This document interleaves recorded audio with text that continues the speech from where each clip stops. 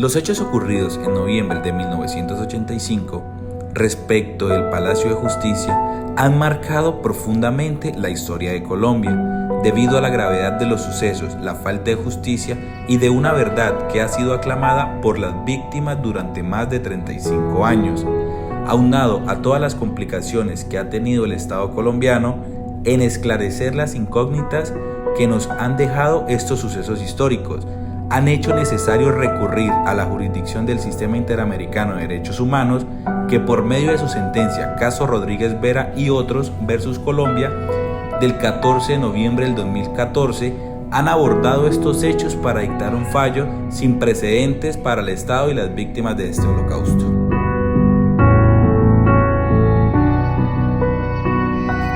Los hechos del caso iniciaron en la mañana del 6 de noviembre, cuando la organización guerrillera M-19 entra al Palacio de Justicia y mantiene como rehenes a todos los que estaban en el recinto,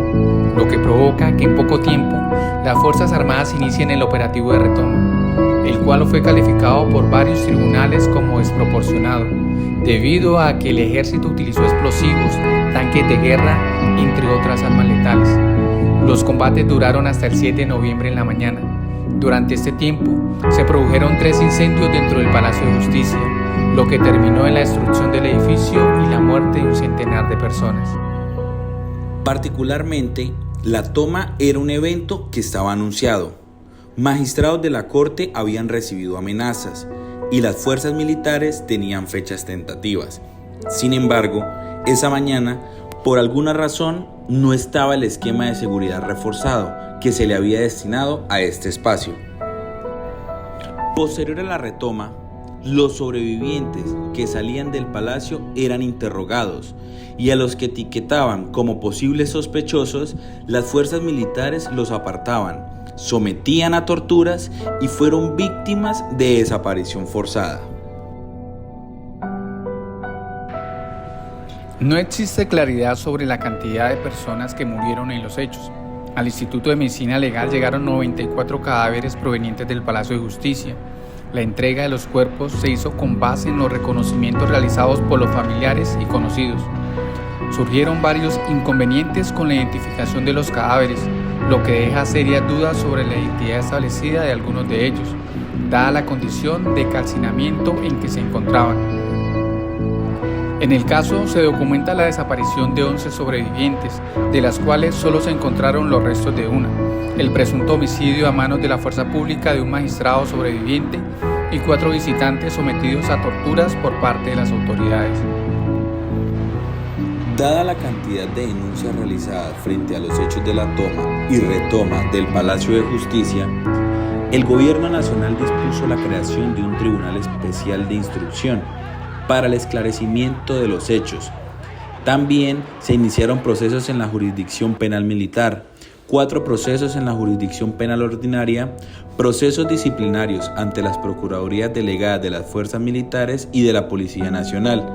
así como varios procesos contenciosos administrativos.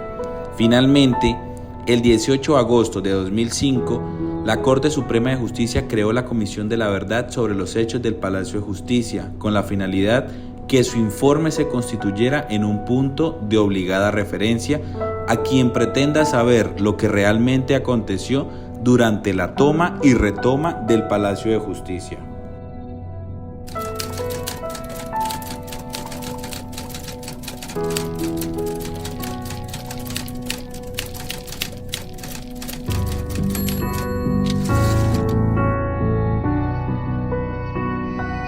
En este escenario llega el caso al Sistema Interamericano de Derechos Humanos.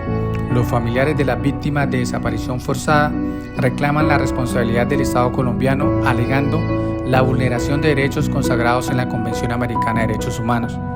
El derecho al reconocimiento de la personalidad jurídica, a la vida, a la integridad personal, a la libertad personal, garantías judiciales y protección judicial. Asimismo, de lo consagrado en la Convención Interamericana para Prevenir y Sancionar la Tortura y la Convención Interamericana sobre la Desaparición Forzada de Personas.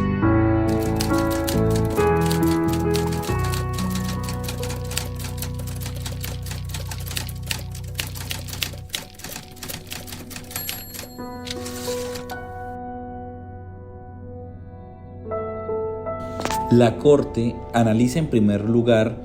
que la desaparición forzada de personas es una violación de derechos humanos de carácter pluriofensivo y permanente, constituida por 3 elementos concurrentes: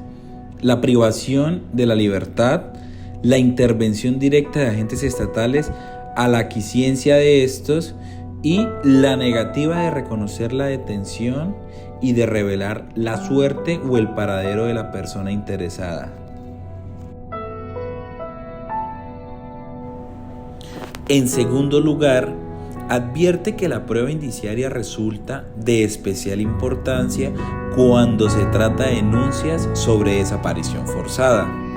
ya que esta forma de violación se caracteriza por procurar la supresión de todo elemento que permita comprobar la detención, el paradero y la suerte de todas las víctimas.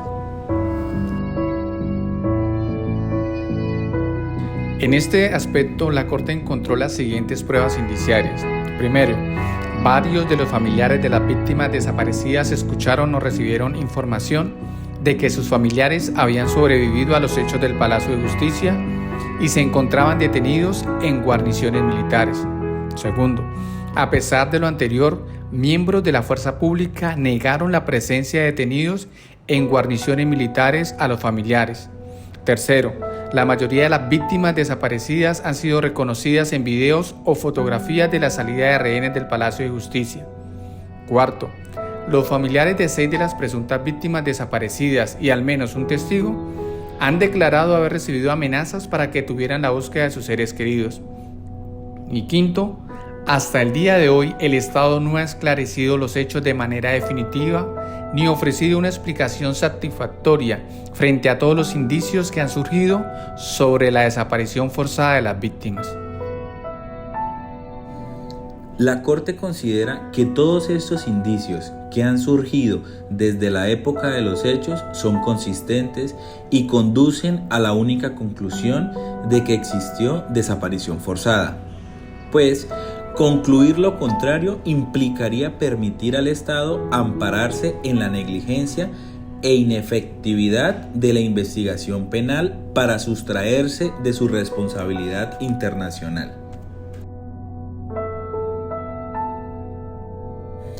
Por lo anterior, la Corte decide aceptar el reconocimiento parcial de responsabilidad internacional efectuado por el Estado y desestimar las excepciones preliminares propuestas por el mismo, y declara lo siguiente.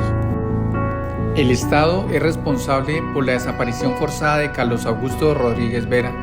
Irma Franco Pineda, Cristina del Pilar Guarín Cortés, David Suspés Celis, Bernardo Beltrán Hernández, Héctor Jaime Beltrán Fuentes, Gloria Estela Lizarazo Figueroa, Luz Marí Portela León, Lucia Amparo Oviedo Bonilla y Gloria Anzola de la Nao, y por tanto, por la violación de los derechos a la libertad personal, a la integridad personal, a la vida y al reconocimiento de la personalidad jurídica contemplados en los artículos 7, 5.1, 5.2, 4.1 y 3 de la Convención Americana de Derechos Humanos.